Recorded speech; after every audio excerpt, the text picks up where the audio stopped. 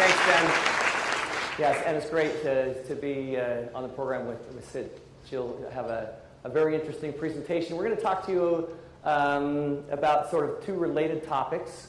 So many of you know I did this project with Clayton Christensen that produced the Innovator's DNA, which is really about how you get creative ideas.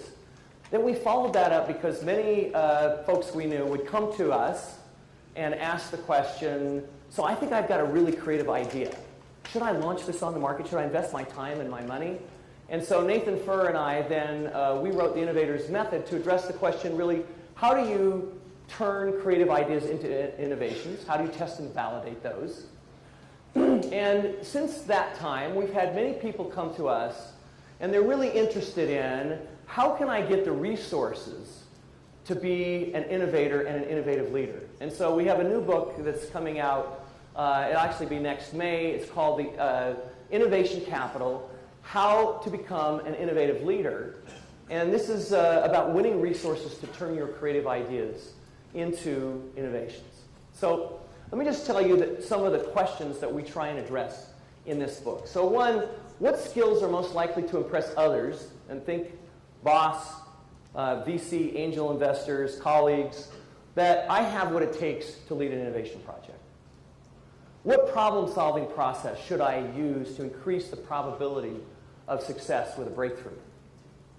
How do I create a reality distortion field like Steve Jobs to be able to convince others to support my ideas? How do I network effectively to get the resources that I need, and who are the right people to target? How do I get noticed in my organization? And how do I build a personal innovation brand or a reputation for innovation? How do I convince my boss, an angel investor, VC, that my idea has merit? And what does it mean to provide visionary leadership? And how do I do that? So these are some of the questions we try and answer in Innovation Capital. Now, this really started, it's been about a 5-year study of innovative leaders. And in just 3 weeks ago, we launched with Forbes the top 10 most innovative leaders using our methodology of ranking innovative leaders. And Jeff Bezos was #1 on that list. We'll come out with a top 100 most innovative leaders this May that will come out with the book.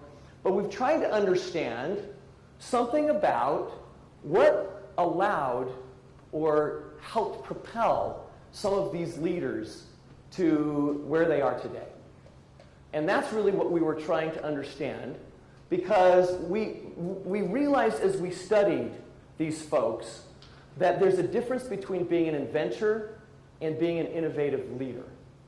So many of you know about Thomas Edison.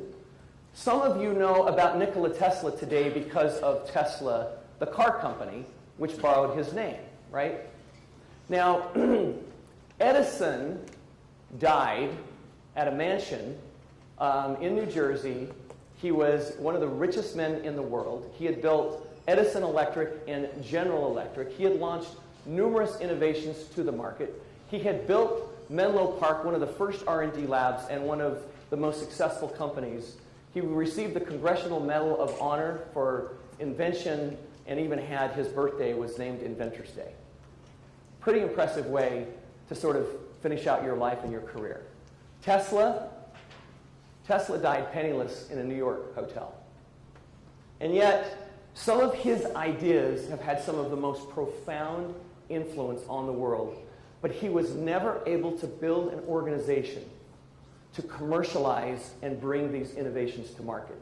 In fact, George Westinghouse, and many of you may remember George Westinghouse, who built a company called Westinghouse, he was the one that took the patents and actually ended up taking and commercializing and successfully taking these products to market. There's a difference between a Tesla and an Edison. There was a difference between Steve Wozniak, and Steve Jobs. Wozniak, good inventor, but he was not the innovative leader that Steve Jobs was. So what we were really trying to understand in our research was what distinguishes these folks who can not just, and it's not just about getting ideas, a lot of times they aren't the ones who come up with the ideas. In fact, I asked Jeff Bezos, had a chance to interview him in person a few weeks ago. I said, so Jeff, you're an inventor. I mean, you come up with inventive ideas. do you think to be an innovative leader, you have to be an inventor too? You have to be really creative and innovative. And he said, well, I do think it helps. But he said, if you look in athletics, for example, you don't have to be a great athlete, a successful professional athlete to be a great coach. You can be a great coach and coach others how to do it. So one of the things that's good news for all of us here is I'm going to tell you, you don't have to be the idea person necessarily. You don't have to be an inventor to be a great leader of innovation. You have to be able to find people. You have to be able to find ideas that you think will work. And then you have to figure out, how do I get the resources to be able to bring these ideas to life? So we're really interested in how do effective leaders of innovation differ than great innovators? And the answer that we came up with as we studied these folks is they are able to get others to give them resources and their time and their money to help them implement new ideas. So this is largely a story about influence and persuasion.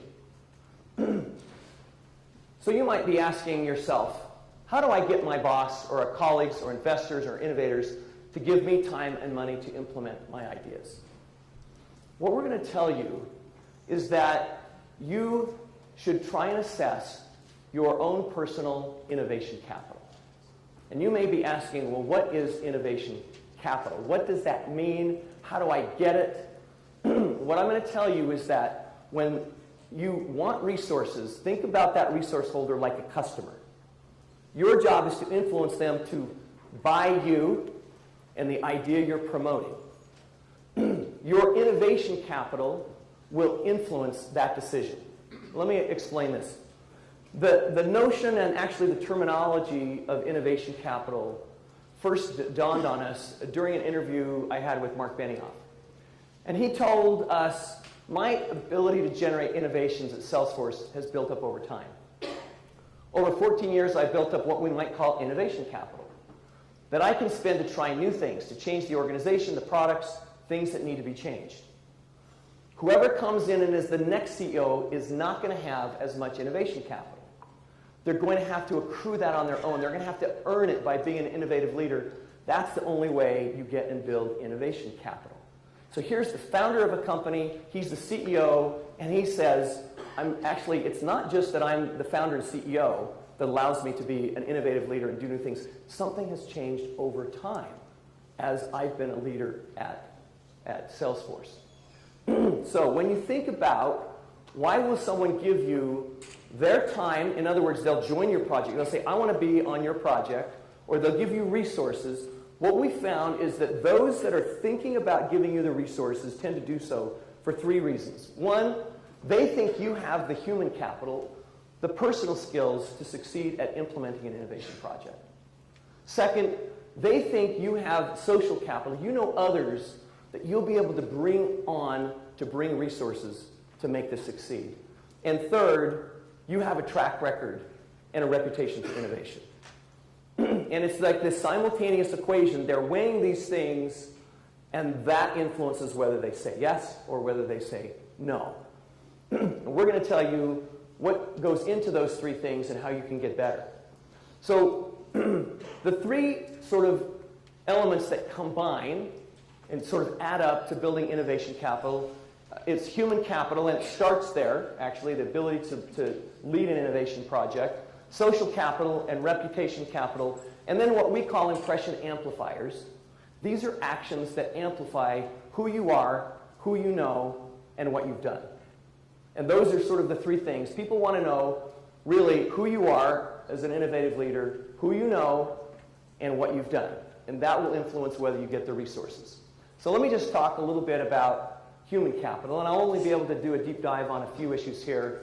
We found that there are three skills that are really important that get evaluated when you are looking for resources to try and initiate a project at your company or perhaps a startup. One is this person forward-thinking? Do they have the ability to mentally time travel and kind of see the future? And do I believe they'll be able to do that with this project? Second, are they really good at creative problem solving? And third, are they good at persuasion and promotion? So Thomas Edison was actually amazing at persuasion and promotion.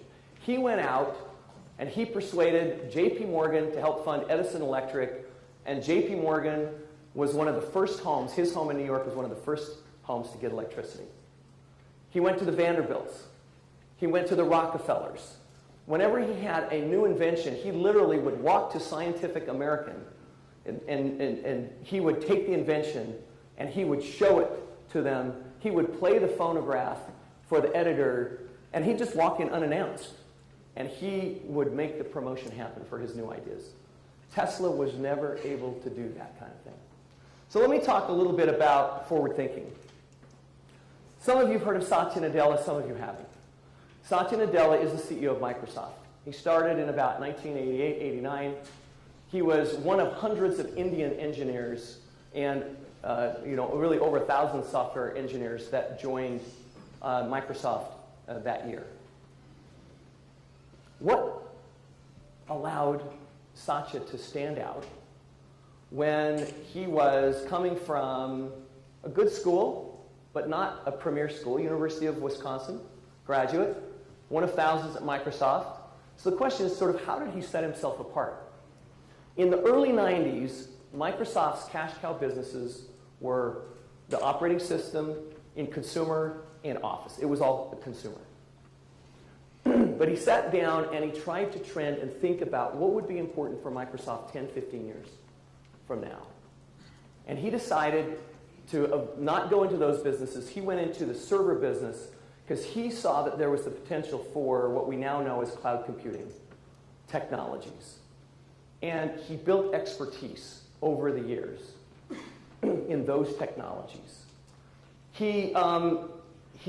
This was actually relatively unpopular at the time. He was the leader of the tiny cloud business, and Steve Ballmer, the CEO at the time, even said, you should think about this, whether you want to stay and do this cloud thing, because he says, it may crash and burn.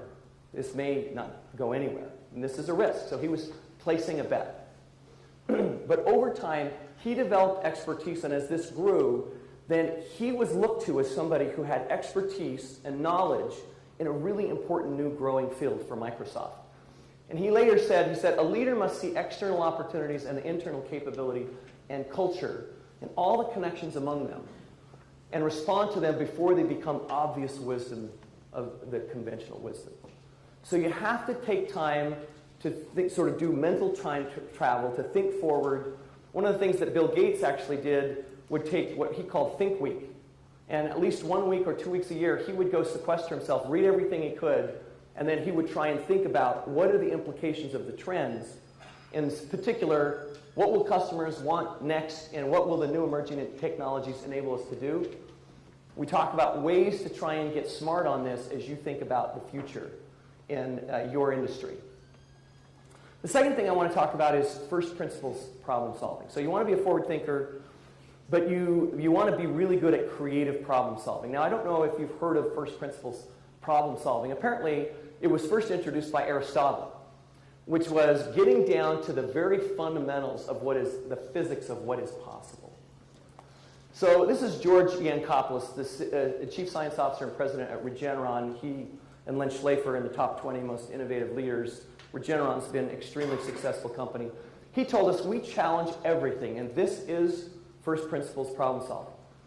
Every concept, every scientific principle, nothing is unchallengeable, and you don't take anything for granted. Most of what we believe are facts are not. Most of us believe that what are facts, right? But he's saying, no, that's not the case. Let me give you an example of how they approach this. So one of the challenges with drug development is the timeline of clinical testing that gets you to drug launch. Half of it, if you get up to about 9 years, new drug application, you finally get to that application, about half of that in the early preclinical and phase, it's testing on animals. So the question is, how do we reduce the time that we test our drugs on animals to get our products to market more quickly? Now, most of us would just say, I don't know, maybe you try and do faster tests with animals. But they wanted to speed it up because one of the problems with animals is that they don't always react like humans. right? So the question was, how do we make an animal, how do we make a mouse, a lab mouse, act like a human when it responds to a drug? Now, this is a constraint. So they start to identify the specific constraints, and then they try and figure out, can we solve the constraint? They ended up developing what they call the Velosa mouse, where they basically take humanized genes and antibodies. They have been able to breed these mice so that they are more likely to respond like humans when you give them new drugs and testing. And they have been able to cut their drug development time by about 50%. And their cost to launch a new drug compared to others in a recent Forbes article showed that they're doing it in about a third the cost. That's one way to do first principles problem solving. Elon Musk has been very open about using first principles problem solving. So he said, some people would say, we can't really reduce the cost of a battery. And he said, with first principles, you say, okay, well, what are the material constituents of the batteries? What's the spot market value? It's got cobalt, nickel, aluminum, carbon, some polymers for separation, a seal can. Let's break that down on a material basis and ask, if we bought it on the London Exchange Market, what would each of those things cost? He said, when you add that up, it's like $80 a kilowatt hour. So clearly now, and this is the challenge, you need to think of clever ways to take those materials, combine them into the shape of a battery cell, and then you can have batteries much cheaper than you would imagine. The big constraint to electric vehicles was the cost of the battery, but also the ability to power a vehicle far enough so that we don't have range anxiety. So through first principles, they identified the constraints to the cost of the battery. That's what led to the building of the Gigafactory. And to the weight of the vehicle, they borrowed ideas from SpaceX, used aluminum bodies, aluminum casting to lighten the vehicle, and that's the way they were able to get to the 250 to 300 mile range. So first principles problem solving is one way that you can be a more creative problem solver, especially when they're tough, thorny problems you're trying to solve. I don't know how many of you know what the Dunbar number is, but this is Robin Dunbar. His name is attached to the Dunbar number, and he describes it as the number of people you'd not feel embarrassed about joining uninvited for a drink if you happen to bump into them at a bar. These are people you think of as sort of strong social connections. What he says is that, and he studies anthropology, he actually says because of the size of our brains, that we are only really capable of maintaining relationships of close trust and obligation with about 150 people. Even if you look at Facebook today, the median number of Facebook friends is about 200. It's hard to maintain relationships with more than about 150 people. Now I want to ask another question. True or false? Strong ties are more important than weak social ties when it comes to finding out about new jobs, new information, or new ideas. See, you're smart. It's actually false. Marc Andreessen actually studied this in some different settings, and he finds when it comes to finding out about new jobs, or for that matter, new information, new ideas, weak ties are always more important than strong ties. Now that may seem counterintuitive, but what it means is if you want to get resources for anything that you want to try and develop your ability to connect with people you don't know and don't know well. Here's the reason. Why are weak ties so important? It's because of volume. The volume of resources that are available through weak ties is so much greater due to network effects. So if you think about it, I can know 150 people well, but if I know 1,000 people just sort of as acquaintances or a little bit, and they know 1,000 people, and I can be able to access then, I can access 1 million people through those ties. So we're going to recommend not only thinking about strong ties, but also weak ties, and we identify 5 premier categories of folks you want to connect with. Innovators and entrepreneurs, organizational leaders, financial benefactors and investors, influencers. These could be people who are influencers on YouTube or the web, or they could be influencers because they're famous, or customers. So I figured since we're talking about networking, we might talk about the creation of a social network. And Mark Zuckerberg, most of you are familiar with the story about how he started Facebook with roommates Dustin Moskowitz, Hughes, and friend Eduardo Saverin. And that sort of got it down. But it was actually the weak ties that helped him succeed with Facebook. He got the key ideas for Facebook, and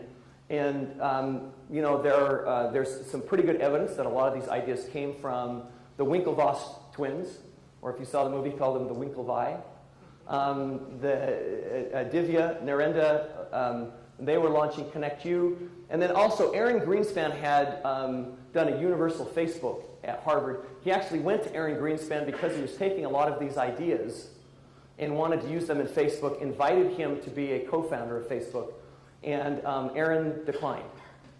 And the reason he declined was because Zuckerberg had been disciplined by Harvard because he did this face mash, which you may have seen from the movie, where he took photos of boys and girls, the young men and women, and he had these comparison, and people would vote on which one they thought was more attractive. But he scraped the names, the faces, the photo books without permission. So he was disciplined by Harvard, so he didn't want to do business with Zuckerberg. Funding came through weak ties, the real funding. It wasn't, Eduardo Saverin gave like $25,000 to kind of get the business started, but it was really Sean Parker, who he'd met through, again, a weak tie, who introduced him to Reid Hoffman, who actually is one of the founders of LinkedIn, who decided not to do it because he was in LinkedIn, who introduced him to Peter Thiel. Peter Thiel's the one that came up with the first million to launch Facebook. And then the technical talent, actually Sean Parker had weak ties to a lot of the key technical talent that helped launch Facebook. Let me talk about someone closer to home. Some of you may know David Bradford. David is the CEO currently of Fluent Worlds, but has been CEO of Fusion and HireVue. When he graduated from law school, he said, I came from a small town in Montana. I had zero connections in the legal world. I was the least connected guy in the universe. And he couldn't get a job. And he said he was talking to his mother, and his mother said, David, have I not taught you anything? That it's more, this world about getting things is more about who you know than what you know. So he decided that he was going to make a conscious effort to network. And he now has 30,000 LinkedIn contacts. When I interviewed David, I didn't realize 30,000 is actually the limit. So he has to delete a contact when he adds a contact, because they won't let you have more than 30,000 LinkedIn. And 30 million people he can access through his weak ties. If you look at his tags, and he's categorized all of his contacts, 700 plus company CEOs or presidents. He's got a lot of talented innovators, people you may recognize there, their names. Financial investors, people like Marc Andreessen, and influencers, people like Malcolm Gladwell and Steve Young and Mitt Romney and Larry King. He's done this over time, and I sort of asked, so what are the things that were most important? First step is define your networking objectives and categorize your social connections. And you can tag them, and you can do this in LinkedIn. He says an uncategorized contact is a wasted contact. So what you want to do is you want to categorize folks so that you know what kinds of resources they might be able to provide, so that you know when it makes sense to connect with them.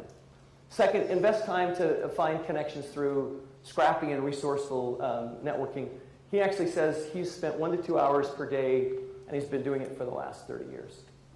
So actually, that's about 15,000 hours, I think, and it's about 8 years of work time. And he says, and this has actually been borne out by research, there is a norm that actually Alvin Gouldner identified as one of the most universal norms out there. And a norm is a way of responding appropriately in a society. And it's the norm of reciprocity. And many of us have experienced it with when you receive a gift, a plate of goodies at holiday or Christmas, you feel an obligation to give something back. This is the norm of reciprocity. And it often starts with some type of gift. And what Bradford says, and others note who study this, it has to start from a genuine gift giving that will start a norm of reciprocity. You help others, and they will help you. All right, I want to move on to talk about building a reputation within your community, within your company, and more broadly. The first thing that we found was really important is being a founder. Being a founder of something. It doesn't have to be a new business. So I know at BYU, I've helped be a founder of our academic winter strategy conference that we hold each year. I've been a co-founder of the strategy program here, co-founder of this conference. You can be a founder of some sort of initiative that will help you get recognized in your organization, and it will also help you if you're trying to convince someone else that you have created something before. You can talk about something that you have founded. Second, take on visible and hard projects. We'll talk about that more in a moment. Third is sometimes being willing to make hard decisions, the hard decisions about what I'm going to do and what I'm not going to do. And you take a stand in organizations, and of course it helps if it works. But that can help you build a reputation. And finally, being scrappy. It's you can get a lot done with a little. All right, so talk about being a founder. I don't know if you've heard of Andy Jassy. Andy Jassy joined Amazon early on. He happened to be an assistant to Jeff Bezos. And they had a retreat, 2003, and it was a strategy retreat where they talked about the company's core competencies. They realized they were actually pretty good at some of this cloud computing technologies that they were using to support their business. And so Jassy raises his hand and basically says, I'll take the lead on, let's see if this could be a business externally. So he becomes the founder of that and eventually becomes the CEO of Amazon Web Services. Now it's a $20 billion revenue company, but it was because he was willing to sort of raise his hand. He actually left what was a comfortable position as Jeff's assistant to found something new. Indra Nooyi, she's the CEO of PepsiCo. Indra joined just as an employee. She actually helped found the Megatrends group to help the company look into the future. She was promoted to CEO, and she's been the CEO until she just recently announced she's stepping down. And one of the things she told us is advice to people who want to move up and get known and succeed as an innovative leader is, I would suggest you put your hand up for the most difficult assignments. If you can prove you can crack a difficult assignment successfully, people look at you with a newfound respect. So try and figure out what are the hard, challenging assignments in your company, raise your hand, and try and take them on. I want to talk about what we call impression amplifiers. These are actions that you take to get attention for you, to get attention for your idea, your project, and to convince others that this might be a good idea.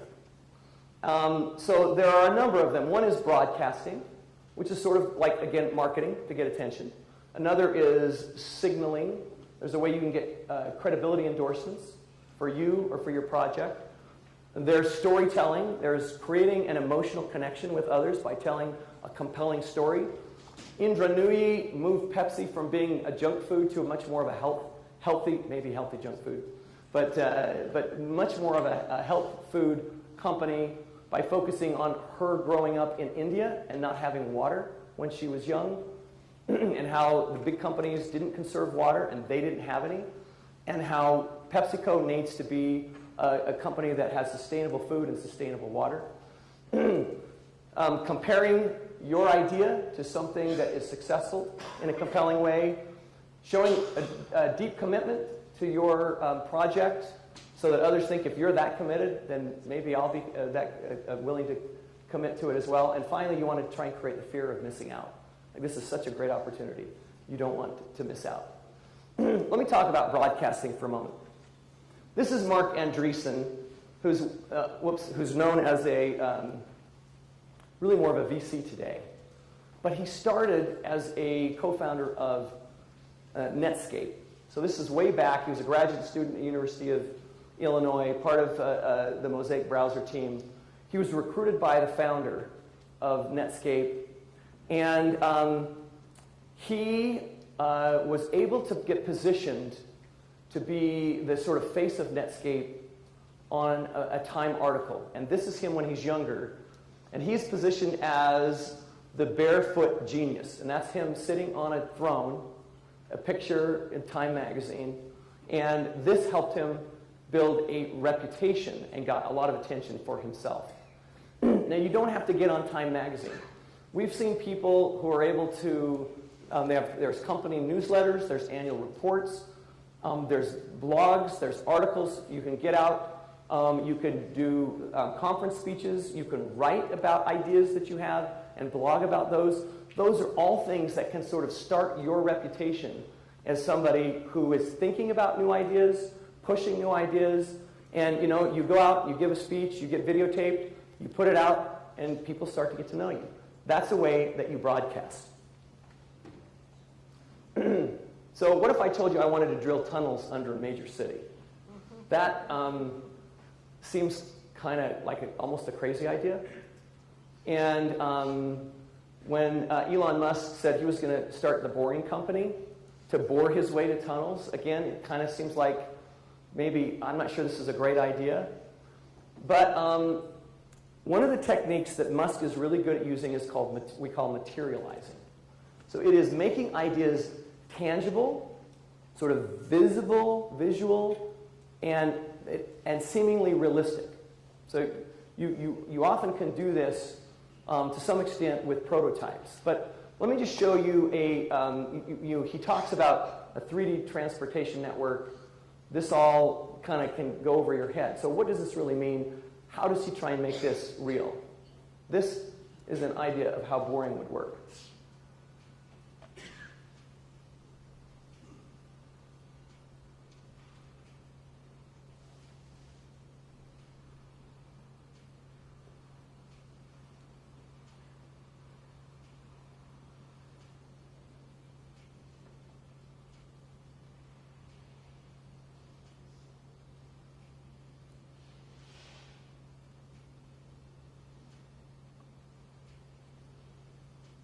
You can see it's going pretty fast, 200 kilometers an hour.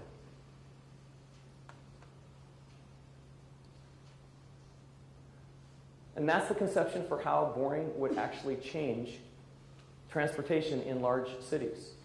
So it is important if you can try and make your ideas sort of visual, tangible, seemingly possible. Now, Sterling Anderson, who's speaking over on the other side, worked with Elon Musk for a few years at Tesla doing autopilot.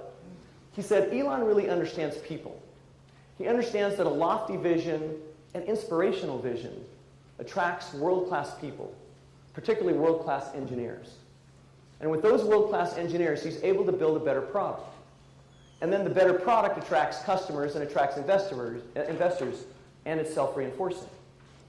So as this feeds on itself, engineers are increasingly inspired to join, because not only is the company pursuing a lofty vision, but it's also built on a strong brand. So it feels good to work there and be viewed as someone who's helping drive innovation forward towards that lofty goal. So this is a virtuous cycle that we call the virtuous cycle of innovation leadership cycle that we saw many leaders using. It doesn't have to be something as this lofty. Literally, Indra Nooyi's Performance with Purpose was about making the world healthier.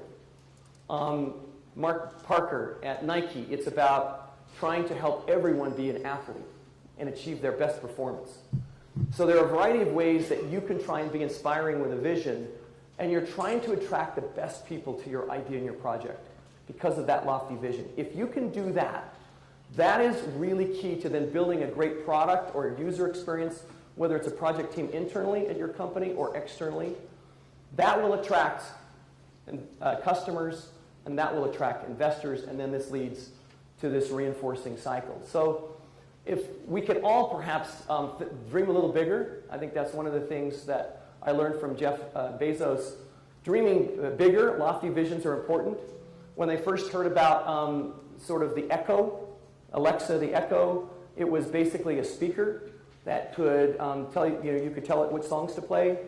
It could answer a few questions, but the idea was, let's make this dream, let's dream even bigger to see how this could be a virtual assistant to help you do really anything. And that's part of creating sort of and building this lofty vision and dreaming bigger. So I'm thinking if we could be like this one spider convincing the other spider to pursue this lofty vision, it's like if we pull this off, we'll eat like kings, right?